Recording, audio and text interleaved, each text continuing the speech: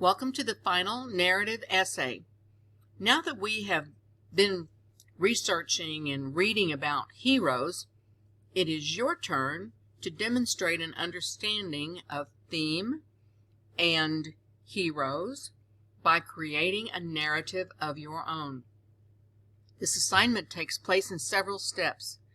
First is to think about a story idea that involves a character who needs to learn a lesson and who does learn a lesson throughout the story. You'll be writing this narrative in separate chapters, but the first thing to do is to get inspired about what you would like your story to be. For that inspiration, you have been given a list of images from which to choose your title image. It can be any of the images on the page that you find. You'll then select the image that you want to use, and you can lock this image down here in the discussion board at any time from the very first of the semester on through. However, once an image is locked, it cannot be used again.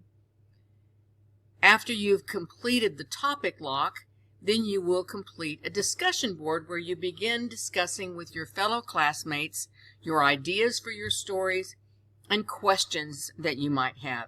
You are required to ask at least one question and have the members of your Cyber Cafe group respond back to you with some ideas for your question. You'll see an example there in the discussion board. First things first, let's lock your topic.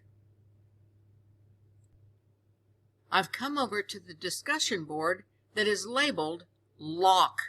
This is where I will lock the image that inspires me for this story. I can see several files, and I'm going to open those, and I'm going to take a look and see if any of those look interesting to me. Here is that first file, and as I scroll through, I'm going to look at these images and see if any of these images inspire me to tell a story about a lesson that the character needs to learn. Any of these will do, and yes, it does need to be one of the images from this file or the other file shown in the topic lock. I'm going to think about this, and I'm going to look it through, and once I decide what I'd like my image to be, then it's time for me to lock that image. And here's how I do that. I would go over to a snipping tool and take a screenshot of this image, if this is the one that I selected. Let me show you how. I've opened Snipping Tool.